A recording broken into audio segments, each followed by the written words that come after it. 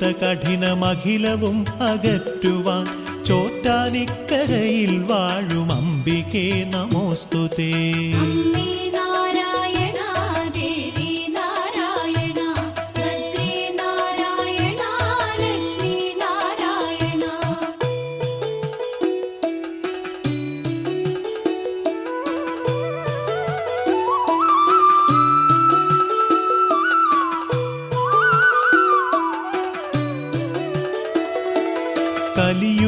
കലിയുഗത്തിലമ്മയാണ് കഥനഭാര സാന്ത്വനം ചോറ്റാനിക്കരയിൽ വാഴും അംബികേ നമോസ്തുതേ.